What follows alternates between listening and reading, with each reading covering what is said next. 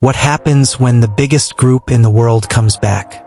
But the industry they once dominated already changed without them?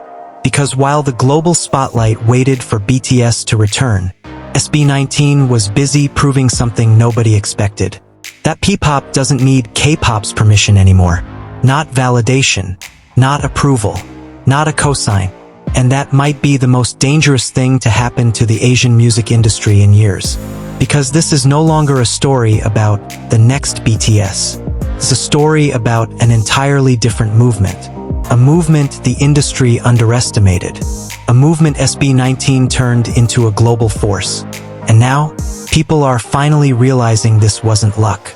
This was evolution. So today, we're breaking down how SB19 changed the conversation forever, why their rise matters beyond fandom wars, and why the return of BTS actually makes SB19's success even more important. Because whether the industry admits it or not, Ppop has officially arrived. And SB19 made sure the world noticed. Kindly like, subscribe and share this video as we dive in. It helps increase the reach of our video. Section 1. The industry never expected this. Let's be honest. When SB19 first debuted, most people didn't take them seriously. The comparisons started immediately. They're trying to be K-pop. They'll never reach that level. They're just copying the formula. And for years, Asian pop outside Korea was treated like it needed permission to exist globally. That was the unspoken rule. K-pop became the standard, the blueprint, the gatekeeper. And because BTS exploded worldwide, the gap became even bigger. BTS didn't just dominate music. They changed global culture. They broke language barriers. They sold out stadiums. They topped Billboard charts. They forced Western media to finally acknowledge Asian artists on a global level. And because of that success, people started believing only Korea could produce global-level idol groups. That's where SB19's story becomes different. Because instead of trying to become the Filipino BTS, they slowly built something more dangerous. Their own identity. Not perfect English. Not manufactured trends. Not forced imitation. Identity. That's why songs like Mappa, Gento, and Bazinga hit differently. You could hear Filipino culture in the music. You could feel authenticity in the performances. And audiences noticed. Especially international fans tired of artists sounding identical. SB19 didn't feel like a copy. They felt real. And in today's music industry, that matters more than ever. Section 2. Why BTS returning actually helps SB19. Now let's address the obvious question. Why bring BTS into this conversation at all? Because BTS returning creates something important.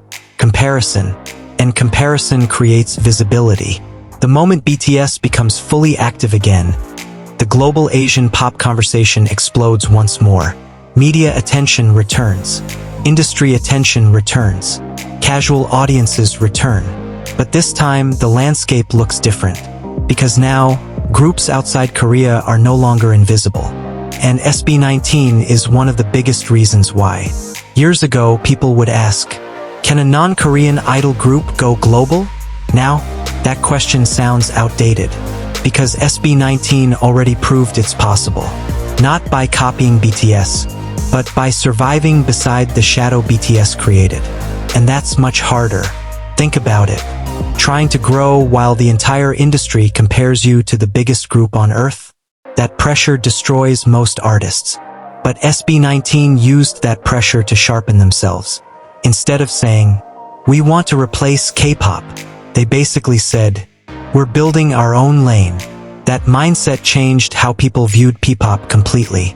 And now younger Filipino artists are entering the industry believing global success is actually possible. That cultural shift matters. Because influence is bigger than charts. Real influence changes belief systems. And SB19 already did that. Section 3. The most important thing SB19 proved. Here's what makes SB19's rise historic. They proved audiences care more about authenticity than geography. That's the real breakthrough. For years, the music industry acted like success required fitting into one specific mold. One language, one image, one system. SB19 broke that illusion, because fans didn't connect with them just because they danced well. Fans connected because the group felt human. Their interviews feel real. Their personalities feel natural. Their struggles feel visible. And their music carries emotional weight. That combination created loyalty, not temporary hype. Loyalty. And loyalty is what sustains careers long-term. That's why SB19's fanbase keeps growing internationally despite the industry still underestimating them. People see themselves in the group's journey, especially countries outside traditional entertainment powerhouses. SB19 became proof that talent can emerge from anywhere. That message resonates globally, especially in today's era where audiences are tired of overly manufactured celebrity culture. People want artists who feel reachable, artists who struggled, artists who earned their moment. SB19 represents that perfectly. Section 4. The industry still doesn't fully understand SB19. And honestly, that misunderstanding might be SB19's biggest advantage.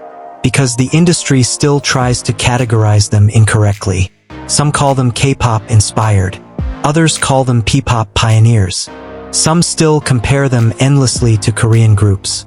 But maybe the problem is this. SB19 was never meant to fit existing categories. They're part of something newer. A generation of Asian artists no longer waiting for Western or Korean validation.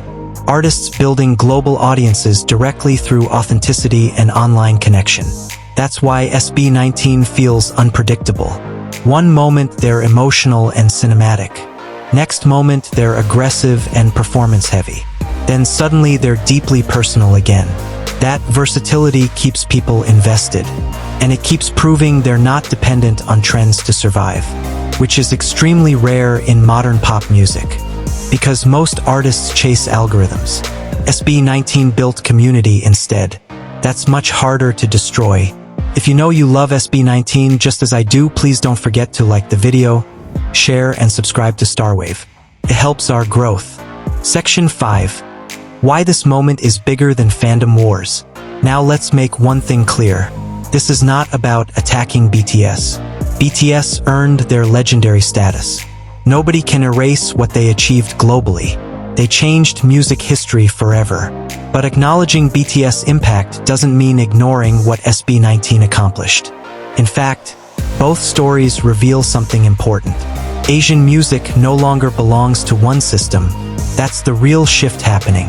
The walls are breaking down. Audiences are more open than ever. And artists from countries previously ignored now have real opportunities to build global careers. That's why SB19 matters historically. Because they arrived during a transition period.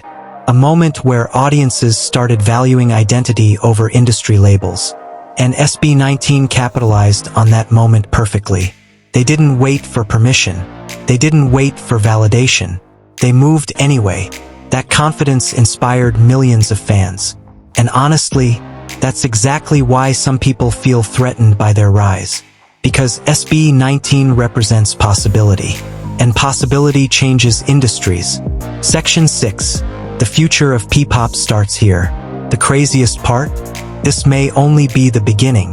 Because SB19 already accomplished something many artists never achieve. They created a foundation. Now future Filipino artists don't have to start from zero. The doors are more open. The global curiosity already exists. And every time SB19 performs internationally, they expand that door even further.